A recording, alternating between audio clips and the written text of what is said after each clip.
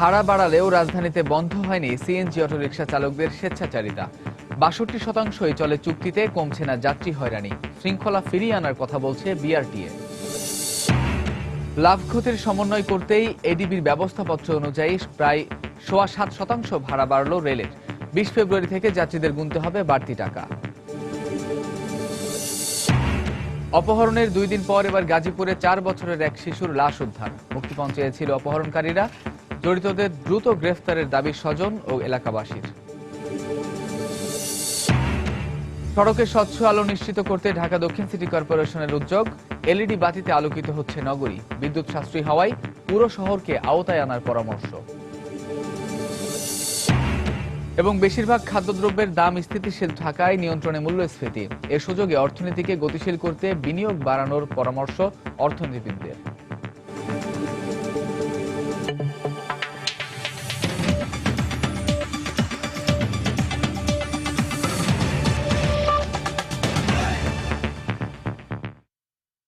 সময় সংবাদের সঙ্গে আছি আমি কামরুজ্জামান মামুন। ভাড়া বাড়িয়েও বন্ধ করা যাচ্ছে না রাজধানীর সিএনজি অটোরিকশা চালকদের স্বেচ্ছাচারিতা। বাংলাদেশ যাত্রী কল্যাণ সমিতির সাম্প্রতিক এক জরিপ মতে এখনো ৬২% অটোরিকশা চলে চুক্তিতে।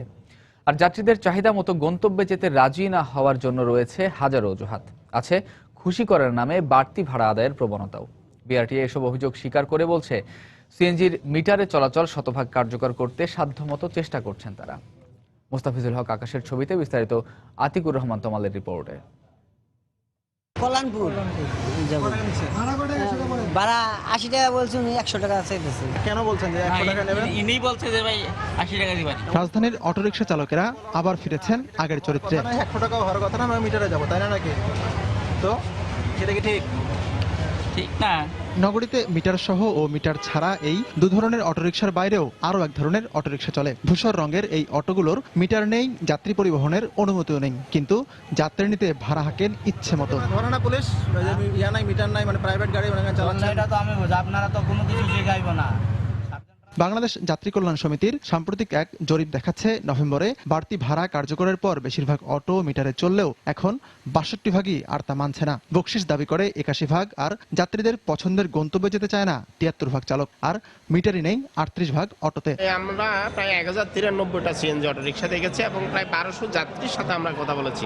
সরকার যদি আন্তরিকভাবে চেষ্টা চালায়, আমরা মনে করি এখান থেকে উত্তরণ ঘটানো সম্ভব। যাত্রী তো বটেই, অনেক চালকের অভিযোগ এক শ্রেণীর চালকের চুক্তিভিত্তিক চলাচলের কারণে ভুগছেন তারাও। অনেক গাড়ি ঢাকা মেট্রো গাড়ি মিটারে চালায় না, তারা কন্টাকে ভাড়া মারে।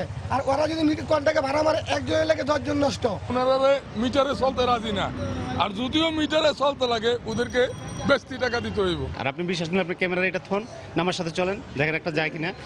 একটা যাব না। কর্তৃপক্ষ বলছেন, ৩ চাকার এই যানকে শৃঙ্খলায় আনতে তারা নিয়মিত অভিযান পরিচালনা করছেন। কত পার্সেন্ট এটা আমরা কমপ্লেন দেখে মনে করতে পারি যে শতভাগ চলে না, এটা আমরা বলতে পারি। এখন কত পার্সেন্ট চলছে সেটা তো বলা যাবে না। শতভাগ চলে না যে আপনার মিটারে, এটার সত্যি কথা এটা। বিআরটি এর হিসেবে নগরীতে নিবন্ধিত সিএনজি অটোরিকশার সংখ্যা প্রায় ১০,০০০। আর যাত্রী কল্যাণ সমিতি বলছে, প্রাইভেট লেবেলযুক্ত এবং অবৈধ অটোরিকশার সংখ্যাও ওই সংখ্যার কাছাকাছি। যদিও ভাড়া বাড়ানো হয়েছে, তারপরও নিয়ম মানানো যায়নি সব সিএনজি চালককে। যাত্রীরা বলছেন, মিটারে চলার এই শুভ উদ্যোগটিকে টিকিয়ে রাখতে হলে প্রয়োজন সরকারের কখন নজরদারি। আতিকুর রহমান তামাল, সময় সংবাদ, ঢাকা। সেবার মান না বাড়লেও এশিয়ান ডেভেলপমেন্ট ব্যাংক এডিবির প্রেসক্রিপশন অনুযায়ী ৩ বছরের মাথায় ৭.২৩% হারে রেলের ভাড়া বাড়িয়েছে রেলওয়ে। এর অংশ হিসেবে ২০ ফেব্রুয়ারি থেকে বিভিন্ন রুটে যাতায়াতকারী যাত্রীদের সর্বনিম্ন ২০ থেকে সর্বোচ্চ ১৫০ টাকা পর্যন্ত বাড়তি ভাড়া গুনতে হবে। সবশেষ ২০১২ সালে ৫০% হারে ভাড়া বাড়ানো হয়েছিল। বিস্তারিত জানাচ্ছেন কমল দে। নানা অনিয়ম, অব্যবস্থাপনা এবং দুর্নীতি নিয়ে রেলওয়ে যাত্রীদের অভিযোগের শেষ নেই। নানা সমস্যার কারণে যাত্রীদের কাঙ্ক্ষিত সেবা দিতে ব্যর্থ হচ্ছে রেলওয়ে কর্তৃপক্ষ। তারপরে ২০১২ সালের ১ অক্টোবর ৫০% ভাড়া বাড়ানো হয়েছিল। ভাড়া বাড়ানোর সময় সেবার মান বাড়ানোর যে অঙ্গীকার করা হয়েছিল তা পায়নি যাত্রীরা। বেশিরভাগ সিটে সার্ফোকা, সিটগুলো ভালো হয় না, কিছু সিট ভাঙা থাকে। বাথরুমের অবস্থা ভালো না, অনেক সময় সিটে একটু সমস্যা দেয়, প্রবলেম। ট্রেনের সার্ভিস তো আরো ভালো হওয়া উচিত, যেরকম সার্ভিস এরকম আইলে সিট পাওয়া যায় না, ব্ল্যাকে টিকিট বিক্রি করে। রেল কর্মকর্তারা জানান বিগত 2011-12 অর্থ বছর রেল পরিচালনা ব্যয় 260% হলো এডিবির প্রস্তাবনা অনুসরণ করে পরের অর্থ বছরে তা 194% নামিয়ে আনা হয়। তাই লাভ ক্ষতি সমন্বয় করতে এডিবির প্রেসক্রিপশন অনুযায়ী এবার বাড়ানো হলো ট্রেনের ভাড়া। রেলের কর্মকর্তা কর্মচারীদের বেতন বৃদ্ধি, জ্বালানি তেলের মূল্য বৃদ্ধি এবং রেল পরিচালনার ব্যয় বৃদ্ধির কারণে ভাড়া বৃদ্ধির প্রস্তাব অনুমোদিত হয় এবং তা আগামী 20 ফেব্রুয়ারি 2016 থেকে কার্যকর হবে। 20 ফেব্রুয়ারি থেকে কার্যকর বর্ধিত ভাড়া হিসেবে সুবর্ণ এক্সপ্রেসের শীততাপ নিয়ন্ত্রিত কক্ষের যাত্রীদের 673 টাকার পরিবর্তে 725 টাকা, শোভন শ্রেণীর যাত্রীদের 353 টাকার পরিবর্তে 380 টাকা, মহানগর প্রভাতী, গোধূলি এবং তুন্নানী শীতের শোভন শ্রেণীর যাত্রীদের 320 টাকার পরিবর্তে 345 টাকা দিতে হবে। একই পদ্ধতি অনুসরণ করে বাড়ানো হয়েছে সবগুলি যাত্রীবাহী ট্রেনের ভাড়া। বর্তমান বাজার মূল্য কথা বিবেচনা করে প্রতিটি জিনিসই ঊর্ধ্ব মূল্যে ক্রয় করতে হচ্ছে। সে আর আলোকে আমাদের এই ভাড়া বৃদ্ধি, বর্তমানে আবার নতুন করে ভাড়া বৃদ্ধি করা ছাড়া কোনো গতান্তর নেই। যাত্রীদের পাশাপাশি পণ্য এবং কন্টেনার পরিবহনও ভাড়া বেড়েছে। চট্টগ্রাম বন্দর থেকে ঢাকা কমলাপুর আইসিডিতে পাঠানো 20 ফুট সাইজের কন্টেনারের ভাড়া 15,000 টাকার পরিবর্তে 16,100 টাকা, 40 ফুট সাইজের কন্টেনারের ক্ষেত্রে ভাড়া 21,000 টাকার পরিবর্তে 22,600 টাকা দিতে হবে। কমল দেব, সময় সংবাদ, চট্টগ্রাম। দেখছেন সময় সংবাদ। নেটওয়ার্ক। গাজীপুরে মুক্তিপণ না পেয়ে অপহরণের 2 দিন পর 4 বছরের এক শিশুকে হত্যা করেছে দুর্বৃত্তরা। গতকাল সন্ধ্যায় কাশিমপুর এলাকা থেকে শিশুটির লাশ উদ্ধার করে পুলিশ। এদিকে এই ঘটনার সঙ্গে জড়িতদের গ্রেফতারের দাবি জানিয়েছেন স্বজন ও এলাকাবাসী। জড়িতদের আটকের চেষ্টা চলছে বলে জানিয়েছে পুলিশ। 4 বছরের শিশু সোলাইমানকে হারিয়ে এভাবেই কান্নায় ভেঙে পড়েন স্বজনরা। পুলিশ জানায় গাজীপুরের চান্দনা চৌরাস্তায় আউটপাড়া এলাকায় স্ত্রী সন্তান নিয়ে থাকতেন ভাঙাড়ি মালের ব্যবসায়ী মোকারম হোসেন। শনিবার বিকেল থেকে তার 4 বছরের ছেলে সুলাইমান নিখোঁজ হয়। পরে মোবাইল ফোনে 1.5 লাখ টাকা মুক্তিপণ দাবি করে অপহরণকারীরা। ঘটনার পরদিনই জয়দেবপুর থানায় একটি সাধারণ ডায়েরি করলে অভিযানে নামে পুলিশ। 2 দিন পর সোমবার সন্ধ্যায় কাশিমপুর এলাকায় একটি জঙ্গলে শিশুটির লাশ পড়ে থাকতে দেখে পুলিশে খবর দেয় স্থানীয়রা। নির্মল প্রথম আমার জামাই নাম্বারে 10-11 বাজে তখন ফোন দিচ্ছে। দেওয়ার পরে কইছে যে তোমার বাবু হারাইছে। হ্যাঁ আমার বাবু হারাইছে, তোমার বাবু আছে, সুস্থ আছে, তুমি যদি কাল 1.5 লক্ষ টাকা দিতে পারো তাহলে তোমার বাবু পাবা, কালকে দিন সময় নল তোমার বাবু নাচ পাবা তুমি। নির্মলে নিয়ে হারাইছে, নির্মলের কত হাত ধরছি, পাও ধরছি, বাবা ডাকছি, বাপ দাবি দিছি, আমার বাবারে বাহিরি দেন। বাবার কাছে বলে টাকা পয়সা চাইছি, লোন তুলে দিতে কইছি, দিছে না কারণে এই জিদ দে এই বাচ্চা নিয়ে গেছে। এদিকে সোলাইমানের মৃত্যুতে ফুঁসে উঠেছে এলাকাবাসী। জড়িতদের দ্রুত গ্রেফতার করে আইনের আওতায় আনার দাবি জানিয়েছেন তারা। শিশু বাচ্চাকে যারা এরকম মারে তাদের চরম শাস্তি এবং ক্যাপিটাল পানিশমেন্ট দেওয়া উচিত। আমার সন্তানটাকে এরকম করতে পারতো না। আমি আর বিচার চাই, ফাঁসি চাই। খুব তাড়াতাড়ি দৃষ্টান্তমূলক শাস্তি আমরা প্রধানমন্ত্রীর কাছে দাবি করতেছি। এটা এই বিষয়ে ক্যামেরার সামনে কথা বলতে রাজি হয়নি পুলিশ। তবে শিশুটিকে শ্বাসরোধ করে হত্যা করা হয়েছে বলে ধারণা করা হচ্ছে। এছাড়া শিশুটির শরীরের বিভিন্ন স্থানে আঘাতের চিহ্ন রয়েছে বলেও জানায় পুলিশ। সময় সংবাদ, গাজীপুর। সময় সংবাদ আরো থাকছে। নীলফামারীর সৈয়দপুর বিমানবন্দর আন্তর্জাতিক মানে রূপান্তর হলে পাল্টে যাবে এই অঞ্চলের আর্থ-সামাজিক চিত্র। সৃষ্টি হবে ব্যাপক কর্মসংস্থানের।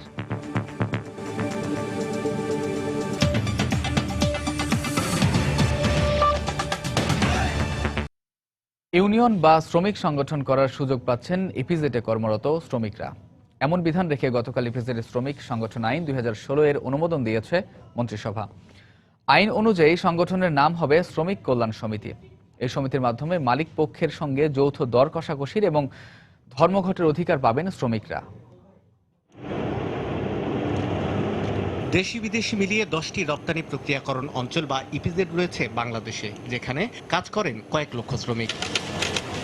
বাংলাদেশের শ্রম আইনের পরিবর্তে ইপিজেডগুলো পরিচালিত হয়ে আসছে ইপিজেড শ্রমিক কল্যাণ সমিতি এবং শিল্প সম্পর্ক আইন নামের 2টি পৃথক নির্দেশিকা অনুযায়ী। তবে যুক্তরাষ্ট্রের বাজারে অগ্রাধিকারমূলক সুবিধা জিএসপি ফিরে পেতে তাগিদ ছিল ইপিজেডগুলোর জন্য নতুন আইন প্রণয়নের, যেখানে থাকবে শ্রমিক অধিকার নিশ্চিত করার বিধান।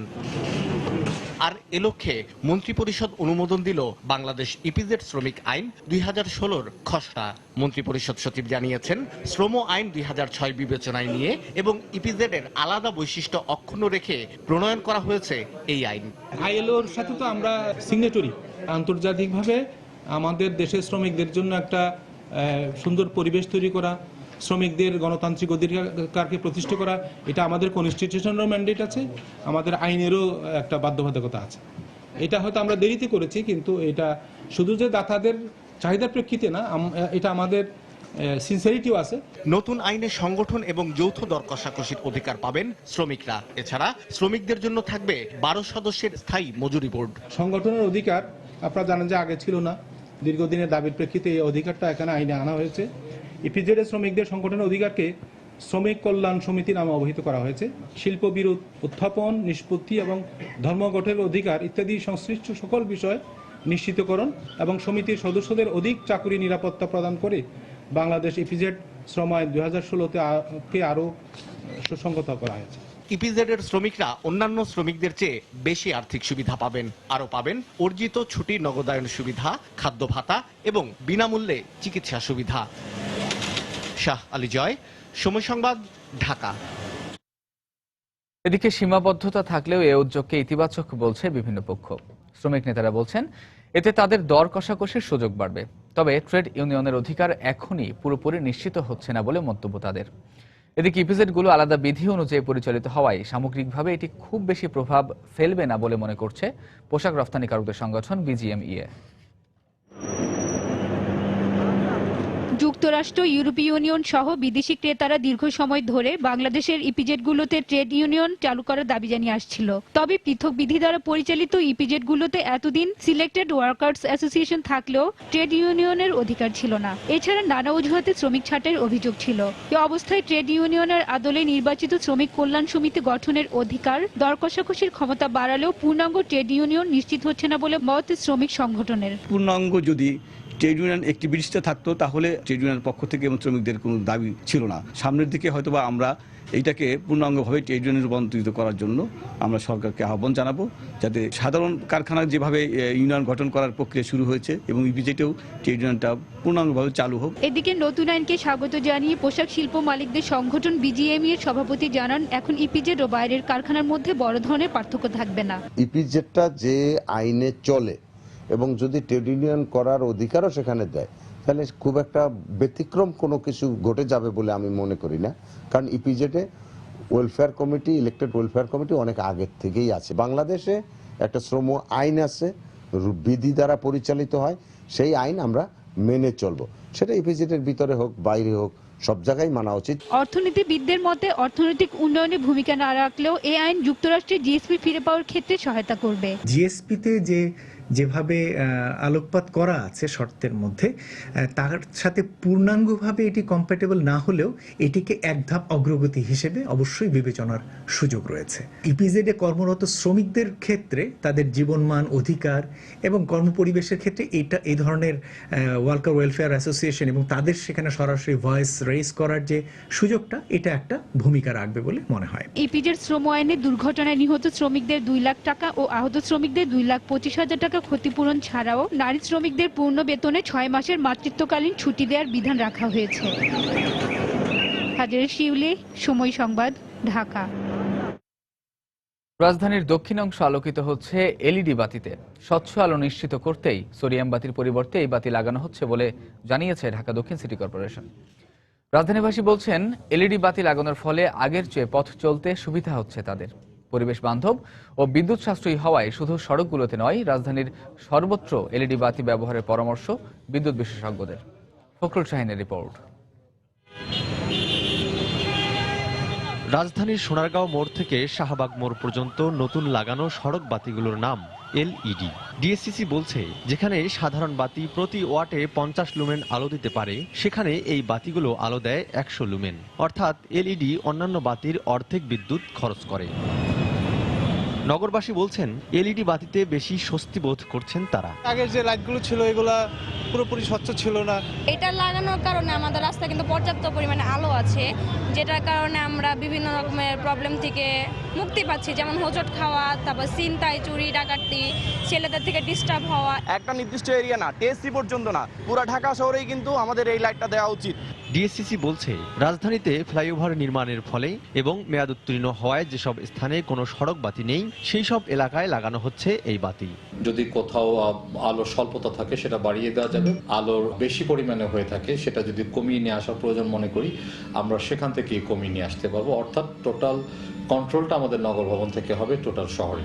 বিশেষজ্ঞরা বলছেন কার্বন নিঃসরণ কম হওয়ায় এই বাতি ব্যবহারে কমবে রাজধানীর উষ্ণতা। আজকে তো পৃথিবী প্রায় ধ্বংস হয়ে যাচ্ছে, বিশেষ করে জ্বালানি এবং কয়লা ভিত্তিক জ্বালানি, এবং আমরা যত লাইট জ্বালাচ্ছি ততই কিন্তু উষ্ণতা বাড়ছে। একই লাইট অল্প বিদ্যুতে যদি আমি পাই সেটি হচ্ছে বেস্ট। 100 ওয়াট একটা বাল্ব জ্বালাই, আমাকে চিন্তা করতে হবে 100 ওয়াট যে পরিমাণ আলো দেয় ঠিক ছোট্ট একটা পরিমাণ 1 ওয়াট দিয়ে পাই কিনা, সেই ক্ষেত্রে হচ্ছে এলইডি। ডিএসসিসি জানায় 21 কোটি টাকা ব্যয়ে আগামী এপ্রিলের মধ্যে প্রায় 2700 এলইডি বাতি রাজধানীর ধানমন্ডি, পান্থপথ, শাহবাগ, গুলিস্তান, সদরঘাট ও বেরিবাঁধ এলাকার সড়কগুলোতে লাগানো হবে। পরে পর্যায়ক্রমে 32,000 বাতি লাগানো হবে পুরো ঢাকা দক্ষিণ সিটি কর্পোরেশন এলাকায়। আর নগর ভবন থেকে রিমোট টার্মিনাল ইউনিট RTU এর মাধ্যমে সার্বক্ষণিক এই বাতিগুলো নিয়ন্ত্রণ করা হবে বলে জানায় ডিএসসিসি। ফখরুল শাহিন, সময় সংবাদ, ঢাকা। দেশের অভ্যন্তরীণ বিষয়ে পাকিস্তানের হস্তক্ষেপ এবং মুক্তিযুদ্ধে শহীদদের সংখ্যা নিয়ে বেগম জিয়ার মন্তব্যের তীব্র নিন্দা জানিয়ে আওয়ামী লীগ সহ 14 দলের নেতারা বলেছেন দেশের বিরুদ্ধে ষড়যন্ত্র করে কেউ টিকে থাকতে পারবে না। গতকাল বিকেলে রাজধানীতে আলাদা মানববন্ধন কর্মসূচিতে নেতারা একথা বলেন। আওয়ামী লীগ নেতারা আরও বলেন মুক্তিযুদ্ধ নিয়ে যারা বিতর্ক করে আসছে তারা রাষ্ট্রদ্রোহী, এদের রুখে দাঁড়াতে তারা দেশবাসীর প্রতি আহ্বান জানান। বাংলাদেশের অভ্যন্তরীণ বিষয়ে পাকিস্তানের হস্তক্ষেপ এবং মুক্তিযুদ্ধ নিয়ে বিএনপি নেত্রী বেগম জিয়ার কটূক্তির প্রতিবাদে এ মানববন্ধনের আয়োজন করে আওয়ামী লীগ সহ 14 দল। 1 ঘণ্টা ধরে চলা এই কর্মসূচিতে রাজধানীর বিভিন্ন পয়েন্টে অংশ নেন 14 দলের নেতাকর্মী সহ বিভিন্ন পেশাজীবী ও সামাজিক সাংস্কৃতিক অঙ্গনের মানুষেরা।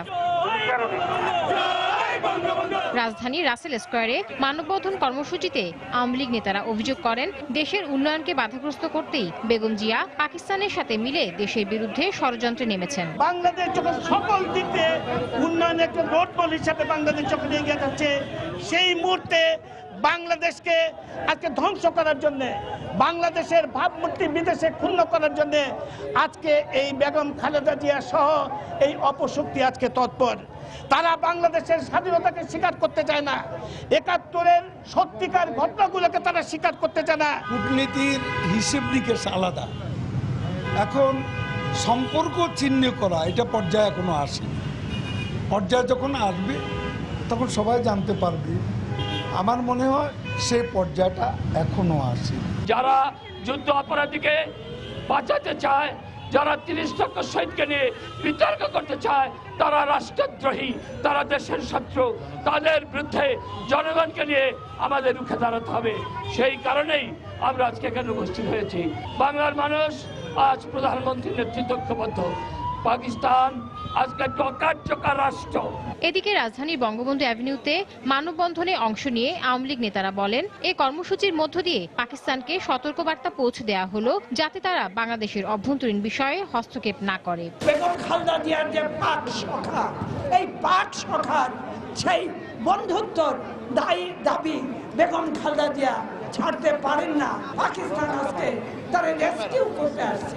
পাকিস্তানিরা এই সমস্ত অস্ত্র বন্ধ করো, হাত গুটিয়ে নাও। খালেদা জিয়া পাকিস্তানি প্রেম বন্ধ করো। বাংলার জনগণের কাছে তোমার জবাবদিহি করতে হবে এই সমস্ত কথার জন্য। মানববন্ধন শেষে আগামী 24শে ফেব্রুয়ারি রাজধানীর বাইরে সকল জেলায় উপজেলায় একই প্রতিবাদে মানববন্ধন কর্মসূচির ঘোষণা দেন 14 দলের মুখপাত্র মোহাম্মদ নাসিম। সারা বাংলাদেশ সমস্ত জেলা শহরে। তাহসিনা জেসি, সময় সংবাদ, ঢাকা। বিএনপির ভারপ্রাপ্ত মহাসচিব মির্জা ফখরুল ইসলাম আলমগীর বলেছেন অবৈধ সরকারের দমন পীড়নের কারণে শুধু বিএনপির নেতাকর্মীরা নয়, সাধারণ মানুষ শ্বাসরুদ্ধকর এক নিরাপত্তাহীনতায় ভুগছে। গতকাল বিকেলে সুপ্রিম কোর্ট বার অ্যাসোসিয়েশন মিলনায়তনে এক আলোচনা সভায় তিনি এ মন্তব্য করেন। আমরা রাস্তায় বেরোলেই, আপনাদের আদালতে আসলে, বিশ্ববিদ্যালয়ে গেলে, কোনো মেলার মধ্যে গেলেই আমরা দেখতে পাই যে প্রতিটি মানুষ নিরাপত্তাহীনতায় ভুগছে। প্রতিটি মানুষেরই মনে হয় যে তাদের নিঃশ্বাস নিতে কষ্ট হচ্ছে, কারণ শ্বাসরুদ্ধকর অবস্থা বিরাজ করছে। অবিলম্বে সকল রাজনৈতিক দলের সঙ্গে কথা বলে শান্তিপূর্ণভাবে একটি ক্ষমতা হস্তান্তর জন্য একটা পদ্ধতি আমরা বের করতে পারবো। সেটাই হবে দেশের জন্য, মানুষের জন্য, কল্যাণের জন্য একমাত্র পথ। বিএনপি চেয়ারপারসন বেগম খালেদা জিয়ার বিরুদ্ধে গ্যাটকো দুর্নীতি মামলা বৈধ ঘোষণা করে হাইকোর্টের দেয়া রায়ের পূর্ণাঙ্গ কপি প্রকাশ হয়েছে। গতকাল বিকেলে বিচারপতিদের সই শেষে এ রায় প্রকাশ করা হয়। হাইকোর্টের আদেশ অনুযায়ী এখন রায়ের কপি হাতে পাওয়ার 2 মাসের মধ্যে বিচারিক আদালতে আত্মসমর্পণ করতে হবে। গত 5ই আগস্ট মামলা বাতিল চেয়ে বেগম জিয়ার আলাদা 2টি রিট খারিজ করে এই আদেশ দেন হাইকোর্ট। একই তারিখে বিচারিক আদালতে আত্মসমর্পণেরও দিন নির্দেশ দেন আদালত। চট্টগ্রাম বন্দর ও কমলাপুর কন্টেইনার টার্মিনালে হ্যান্ডেলিংয়ের কাজ ঠিকাদার প্রতিষ্ঠান গ্যাটকোকে দিয়ে রাষ্ট্রের কমপক্ষে 1000 কোটি টাকা ক্ষতির অভিযোগে 2007 সালের 2 সেপ্টেম্বর বেগম জিয়া সহ 13 জনের বিরুদ্ধে রাজধানীর তেজগাঁও থানায় মামলাটি করে দুদক। সময় সংবাদ আরও থাকছে। টমেটোর দাম কমে যাওয়ায় বিপাকে ময়মনসিংহের চরাঞ্চলের চাষিরা, সবজির পাইকারি বাজার ও হিমাগার স্থাপনের দাবি।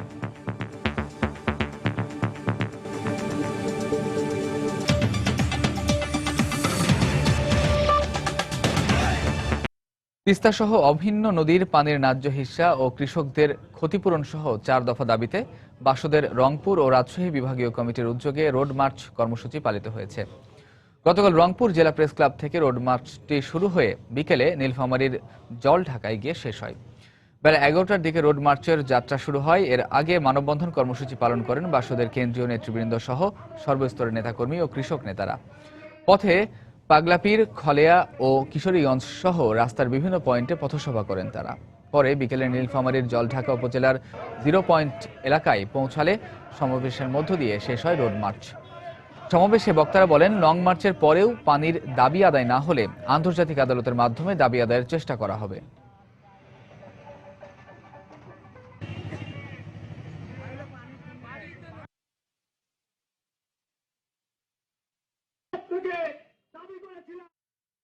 গাইবান্ধায় বরযাত্রীবাহী বাস খাদে পড়ে অন্তত 30 জন আহত হয়েছেন। এদের মধ্যে শিশুসহ 3 জনের অবস্থা আশঙ্কাজনক। পুলিশ ও প্রত্যক্ষদর্শীরা জানায়, গতরাত 2টার দিকে সুন্দরগঞ্জ থেকে জেলা শহরের উদ্দেশ্যে বাসে করে রওনা দেয় বরকনে সহ বিয়ের যাত্রীরা। পথে সদর উপজেলার বেড়াডাঙ্গায় পৌঁছালে বাসটি নিয়ন্ত্রণ হারিয়ে খাদে পড়ে যায়। খবর পেয়ে ফায়ার সার্ভিস ও পুলিশ ঘটনাস্থলে পৌঁছে আহত 30 জনকে উদ্ধার করে গাইবান্ধা সদর হাসপাতালে ভর্তি করে। এদিকে দুর্ঘটনার পরপরই বাসের চালক ও হেলপার পালিয়ে যায়। যাত্রীদের অভিযোগ, ঘন কুয়াশা এবং চালক মাদকাসক্ত থাকায় এই দুর্ঘটনা ঘটে।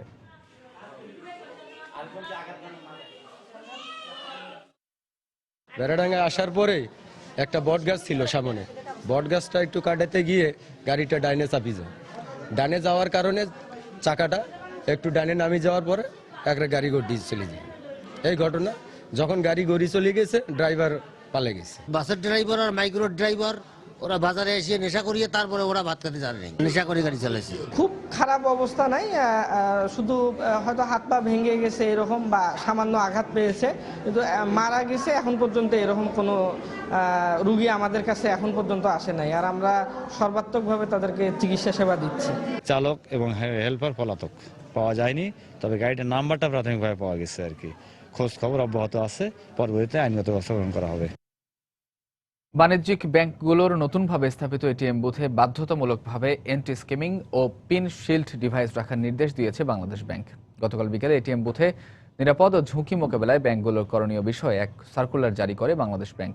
এতে পুরনো বুথগুলোতেও আগামী 1 মাসের মধ্যে একই যন্ত্র বসানোর নির্দেশ দেওয়া হয়। এছাড়াও প্রতিদিন এটিএম বুথে আর্থিক লেনদেনের ভিডিও ফুটেজ পর্যবেক্ষণ ও কোনো সন্দেহজনক বিষয় থাকলে সে বিষয়ে কার্যকর ব্যবস্থা নিতে হবে বলেও জানানো হয়। এছাড়াও জালিয়াতি প্রতিরোধে বুথের নিরাপত্তারক্ষীদের প্রশিক্ষণ ও সতর্কতা বাড়াতে ব্যাংকগুলোকে প্রয়োজনীয় ব্যবস্থা নিতেও বলা হয়েছে।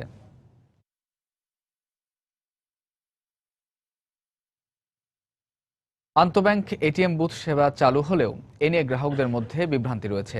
এটিএম বুথ সেবার খবর জানাতে এই মুহূর্তে রাজধানীর ধানমন্ডির সীমান্ত স্কোয়ারে আছেন সহকর্মী কামরুল হাসান সবুজ।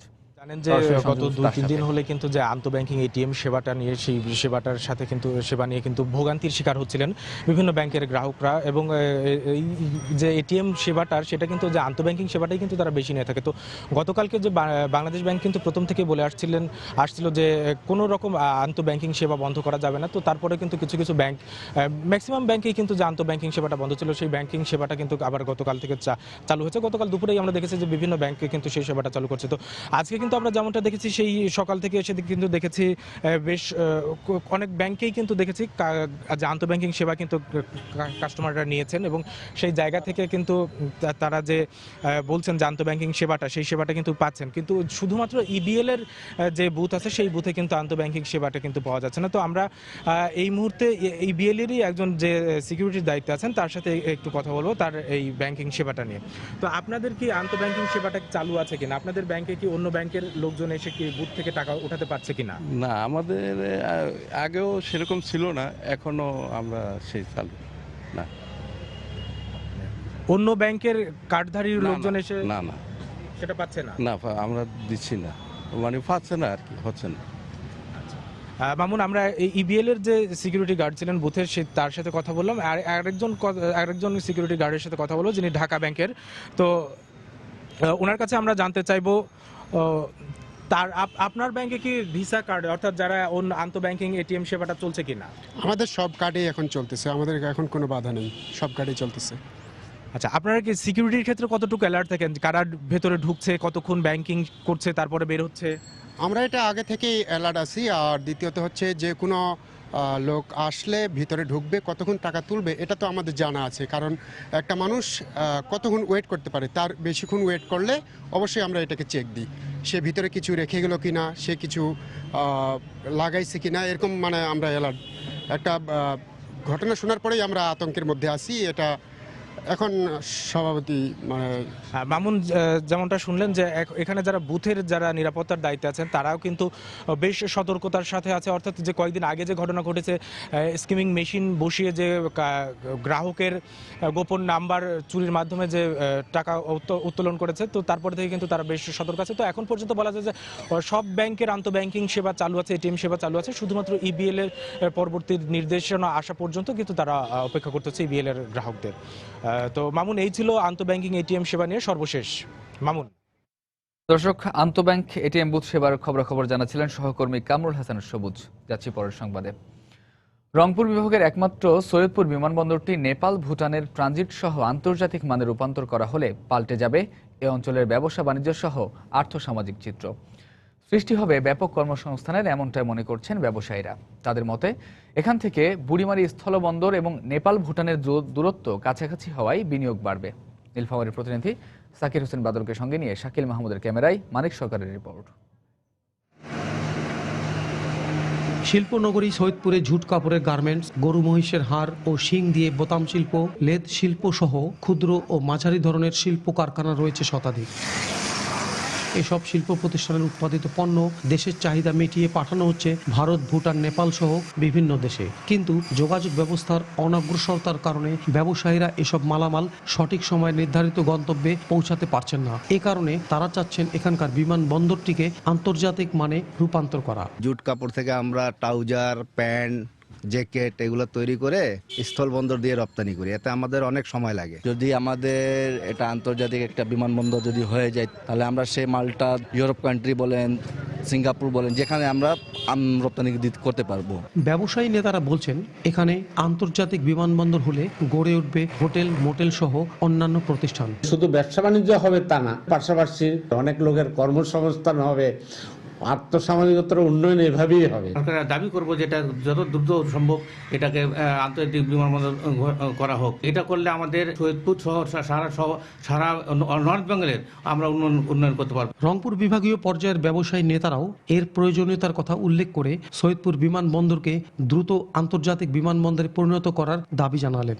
অবকাঠামোগত সমস্যার কারণে কিন্তু এই অঞ্চলে ব্যবসা বাণিজ্য সম্প্রসারণ ঘটতেছে না। অতএব শিল্প বাণিজ্যকে টেকসই করতে হলে, উন্নয়ন করতে হলে এই অঞ্চলে এই আন্তর্জাতিক বিমানবন্দরটির কোনো বিকল্প নাই। বর্তমানে সৈয়দপুর বিমানবন্দর দিয়ে বাংলাদেশ বিমানের একটি সহ 4টি বিমানে প্রতিদিন প্রায় 300 যাত্রী যাতায়াত করেন। মানিক সরকার, সময় সংবাদ, নীলফামারী। টমেটোর দাম কমে যাওয়ায় বিপাকে পড়েছেন ময়মনসিংহের চরাঞ্চলের চাষিরা। বর্তমান বাজার দরে উৎপাদন খরচই উঠছে না বলে জানান তারা।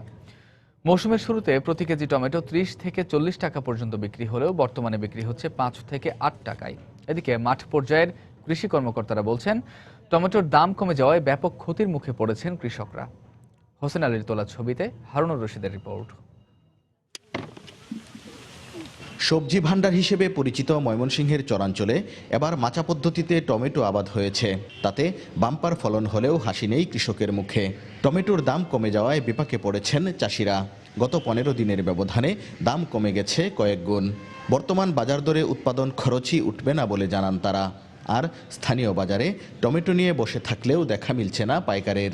আগে ক্যারেট বেচছি 500 টাকা, ওখানে ক্যারেট হইলে 100 টাকা, 200 টাকা, 250 টাকা, এরকম 100 টাকা খরচা আছে। আমরা ব্যস্ত আছি 4 টাকা 5 টাকা কেজি, আর ঢাকা নিয়ে ব্যস্ত আছে 30 টাকা 25 টাকা কেজি, কিন্তু মাঝখানে টাকাটা আমরা পাই না। অনেক কৃষকের তোলাই খামা দিচ্ছে, কারণ শ্রমের বিনিময়ে এটা তুইলা বাজারজাত করা খরচ আসলে উঠে আসে না। টমেটো আগে তো 1200 টাকা ক্যারেট বেচতাম, অনেক 100 টাকা ক্যারেট, 150 টাকা ক্যারেট এরকম। আগে তো টমেটো নিলে মনে করেন বাজার হওয়ার লগে লগে বিক্রি হয়ে যেত, এখন তো আর বিক্রি হয় না। মাঠ পর্যায়ের কৃষি কর্মকর্তারাও বলছেন, টমেটোর দাম কমে যাওয়ায় ব্যাপক ক্ষতির মুখে পড়েছেন কৃষকেরা। দাম কমে যাওয়াতে কৃষকেরা অনেক ক্ষতিগ্রস্ত। তারা পোষায় নিতে হইলে এই এলাকা থেকে অন্য এলাকায় যদি সরকারি উদ্যোগে পাঠানোর ব্যবস্থা করা যায়, তাহলে আশা করি আগামীতে এই ক্ষতি থেকে তারা বাঁচবে এবং উৎসাহিত হবে আরো বেশি করে করার জন্য। এবছর জেলায় 1500 হেক্টর জমিতে বাণিজ্যিকভাবে টমেটো আবাদ করা হয়েছে। ময়মনসিংহের চরাঞ্চলে বিপুল পরিমাণ সবজি উৎপাদন হলেও সুষ্ঠু বাজার ব্যবস্থাপনা ও সংরক্ষণের অভাবে প্রতি বছরই লোকসান গুনতে হয় এ অঞ্চলের কৃষকদের। এ অবস্থায় একটি পাইকারি সবজির বাজার ও হিমাগার স্থাপনের দাবি স্থানীয়দের। বুড়োরচরের কুষ্টিয়াপাড়া থেকে হারুনুর রশিদ, সময় সংবাদ, ময়মনসিংহ। শিক্ষার্থীদের ওপর হামলার ঘটনায় জড়িতদের গ্রেফতার দাবিতে সিলেট ওসমানী মেডিকেল কলেজের প্রশাসনিক ভবনে তালা লাগিয়ে বিক্ষোভ করছেন শিক্ষার্থীরা। এই মুহূর্তে সেখানে আছেন সহকর্মী আব্দুল আহাদ। সরাসরি সংযোগ ধরছি তার সাথে। আহাদ,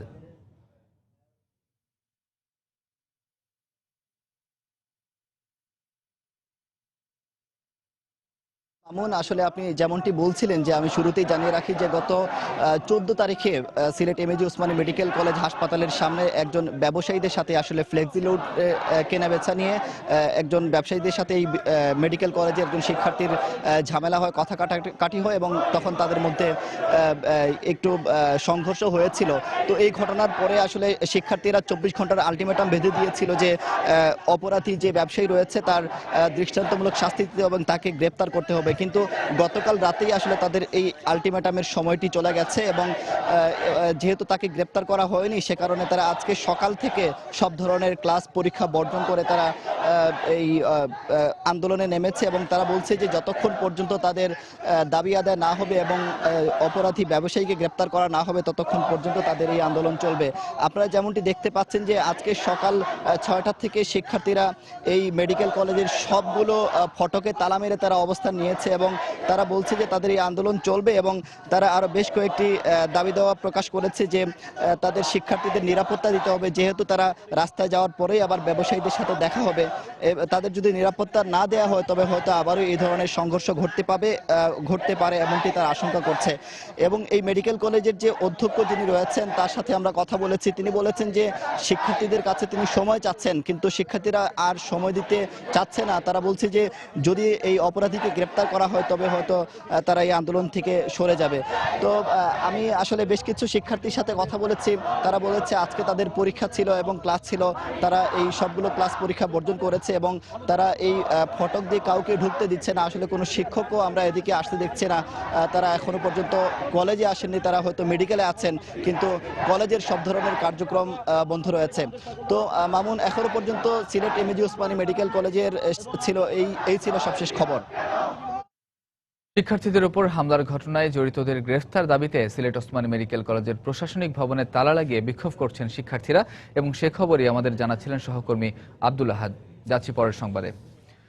মুক্তিযুদ্ধের অন্যতম সংগঠক ও জাতীয় সমাজতান্ত্রিক দল জাসদের প্রতিষ্ঠাতার সভাপতি কাজী আরিফ আহমেদের 17তম মৃত্যুবার্ষিকী আজ। 1999 সালের এই দিনে কুষ্টিয়ার দৌলতপুরে এক জনসভায় সন্ত্রাসীদের গুলিতে নিহত হন স্বাধীন সার্বভৌম বাংলাদেশের প্রতিষ্ঠার এই সাহসী সৈনিক। 60-এর দশকে পূর্ব পাকিস্তান ছাত্রলীগের মাধ্যমে রাজনীতিতে হাতেখড়ি কাজী আরেফ আহমেদের। এরপর তার পেছনে তাকাতে হয়নি। জাতির জনকের একান্ত ভাজন হিসেবে স্বাধীনতার আগে ও পরে নেতৃত্ব দেন বিভিন্ন সংগঠনের। 60-এর দশকের পর থেকে মৃত্যুর আগ পর্যন্ত গণমানুষের মুক্তির সংগ্রামে কাজ করে গিয়েছেন দৃঢ়চেতা এই রাজনীতিবিদ। ইতোমধ্যে এই হত্যার সঙ্গে যুক্ত 3 জনের মৃত্যুদণ্ড কার্যকর করা হয়েছে।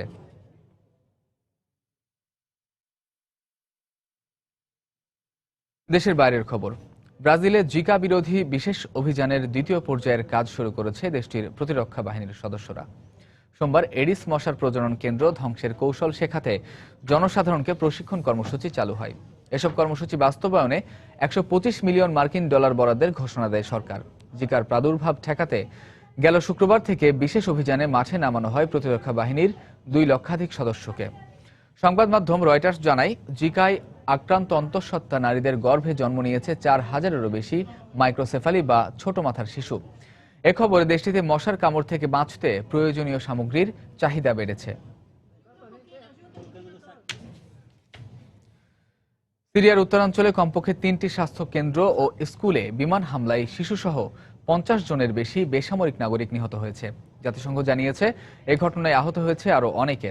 প্রত্যক্ষদর্শীর বরাত দিয়ে বিবিসি জানায়, আলেপ্পো প্রদেশের আজাজ শহরে এটি হাসপাতালের বিমান ও ক্ষেপণাস্ত্র হামলায় অন্তত 14 জন নিহত হয় এবং আহত হয় প্রায় 30 জন। একই এলাকায় আরও একটি স্কুলে ক্ষেপণাস্ত্র হামলায় বেশ কয়েকজন হতাহত হয়। এর আগে ইদলিব প্রদেশের মারাত আল নুমান শহরে চিকিৎসা সেবাদানকারী সংস্থা MSF এর একটি হাসপাতালে বিমান হামলায় অন্তত 7 জন নিহত হয়। সেখানে এখনও নিখোঁজ রয়েছে 8 জন।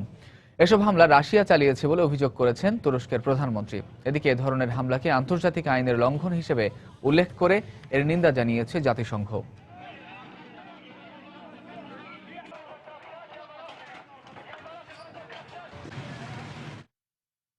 এসএ গেমসের একাদশ দিনে শুটিং, হ্যান্ডবল ও কাবাডি ইভেন্ট থেকে 3টি রৌপ্য পদক জিতেছে বাংলাদেশ। এছাড়া হ্যান্ডবলে পুরুষদের বিভাগে নেপালকে 37-25 পয়েন্টে হারিয়ে ব্রোঞ্জ জিতেছে বাংলাদেশ। আর ফুটবলে মালদ্বীপকে পেনাল্টি শুট আউটে 5-4 গোলে হারিয়ে সেখানেও একটি ব্রোঞ্জ এনে দিয়েছে লাল সবুজের দল। ভারতের গুয়াহাটি থেকে বাবুল হোসেনের ক্যামেরায় সজল মিত্র রিচার্ডের রিপোর্ট। দিনের শুরুটা বাংলাদেশের হয়েছিল শুটিং দিয়ে, যেখানে কোনো প্রত্যাশা না থাকলেও বাংলাদেশের হয়ে আশার প্রদীপ জ্বালান নারী শুটাররা। 10 মিটার এয়ার পিস্তলের দলগত ইভেন্টে রৌপ্য জয় করে দেশের পদক তালিকাকে আরও সমৃদ্ধ করেন আদ্রিনা, আরমিন ও তুরাংরা। নারীদের হ্যান্ডবলের ফাইনালে ভারতের সামনে পাত্তা পায়নি বাংলাদেশের নারীরা। 45-25 পয়েন্টে ম্যাচ জিতে এই ইভেন্টে স্বর্ণ জেতে স্বাগতিকরা। তবে সবকিছু ছাপিয়ে এই ম্যাচে আলোচনার কেন্দ্রবিন্দুতে ছিলেন বাংলাদেশের গোলরক্ষক শিলা রায়। গেল 12 ফেব্রুয়ারি শিলার মা মারা যাওয়ার পরই শিলা গৌহাটি থেকে ফিরে যান তার গ্রামের বাড়ি মাদারীপুরে। সেখানে তার মায়ের শেষ কৃত্যানুষ্ঠান শেষ করেই আবার দলের সাথে যোগ দিতে ফিরে আসেন গেমস ভিলেজে। বাংলাদেশ হয়ে খেলতে পারছি, এর জন্য ভালো লাগছে। বাট আমার মায়ের কথা অনেক বেশি মিস করতেছি, কারণ আমার মায়ের থেকে সবসময় খেলার সময় আমি আশীর্বাদ নিতাম, বাট আজকে আমি বলতে পারি নাই। এদিকে ফুটবলে মালদ্বীপকে পেনাল্টি শুট আউটে 5-4 গোলে হারিয়ে ব্রোঞ্জ জিতেছে বাংলাদেশ। নির্ধারিত সময়ের খেলা 2-2 গোলে ড্র ছিল। ম্যাচে বাংলাদেশের হয়ে 10 মিনিটে জীবন ও 73 মিনিটে সোহেল গোল করেন। মালদ্বীপের হয়ে জোড়া গোল করেন আলী ফাসির। পেনাল্টি শুটআউটে লাল সবুজদের হয়ে ফাহাদ, জনি, রুবেল, ইয়াসিন ও রায়হান গোল করলেও মালদ্বীপের হয়ে গোল করতে ব্যর্থ হন অধিনায়ক ঈসা ইসমাইল।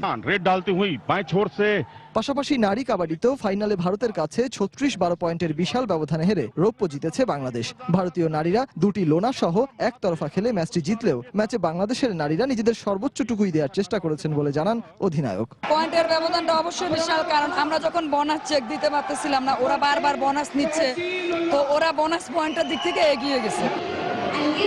একটি রৌপ্যময় দিন পার করলো বাংলাদেশ। গেমসের 11তম দিনে এসে শুটিং, হ্যান্ডবল, এরপর কাবাডিতেও ব্রোঞ্জ জয় করলো বাংলাদেশের নারীরা। ধারাবাহিক পারফরমেন্সে আবারও পুরুষদের তুলনায় সফল বাংলাদেশ নারী দল। আসামের গৌহাটি থেকে সজল মিত্র রিচার্ড, সময় সংবাদ। এই পর্যায়ে শীর্ষ সংবাদগুলো জানিয়ে দিচ্ছি আরও একবার। ভাড়া বাড়ালেও রাজধানীতে বন্ধ হয়নি সিএনজি অটো রিকশা চালকদের স্বেচ্ছাচারিতা। 62% চলে চুক্তিতে, কমছে না যাত্রী হয়রানি। শৃঙ্খলা ফিরিয়ে আনার কথা বলছে বিআরটিএ। লাভ ক্ষতির সমন্বয় করতেই এডিবির ব্যবস্থাপত্র অনুযায়ী প্রায় 7.25% ভাড়া বাড়ল রেলের। 20 ফেব্রুয়ারি থেকে যাত্রীদের গুনতে হবে বাড়তি টাকা। অপহরণের 2 দিন পর এবার গাজীপুরে 4 বছরের এক শিশুর লাশ উদ্ধার। মুক্তিপণ চেয়েছিল অপহরণকারীরা। জড়িতদের দ্রুত গ্রেফতারের দাবি স্বজন ও এলাকাবাসীর। সড়কে স্বচ্ছ আলো নিশ্চিত করতে ঢাকা দক্ষিণ সিটি কর্পোরেশনের উদ্যোগ। এলইডি বাতিতে আলোকিত হচ্ছে নগরী। বিদ্যুৎ সাশ্রয়ী হওয়ায় পুরো শহরকে আওতায় আনার পরামর্শ। এবং বেশিরভাগ খাদ্যদ্রব্যের দাম স্থিতিশীল থাকায় নিয়ন্ত্রণে মূল্যস্ফীতি। এ সুযোগে অর্থনীতিকে গতিশীল করতে বিনিয়োগ বাড়ানোর পরামর্শ অর্থনীতিবিদদের। এই ছিল এখনকার মতো। যে কোনো খবর পেতে ভিজিট করুন সময়নিউজ.tv। যে কোনো বাংলা লিংক রবি ও সিরিজের নম্বর থেকে সময় সংবাদের খবর, অনুষ্ঠান সম্পর্কে জানতে এবং যে কোনো তথ্য সময় সংবাদকে জানাতে ডায়াল করুন 16242 নম্বরে। এছাড়া এইমাত্র পাওয়া খবর আপনার মোবাইলে পেতে SMS করুন *SN লিখে পাঠিয়ে দিন 16242 নম্বরে। সঙ্গে থাকুন সময়।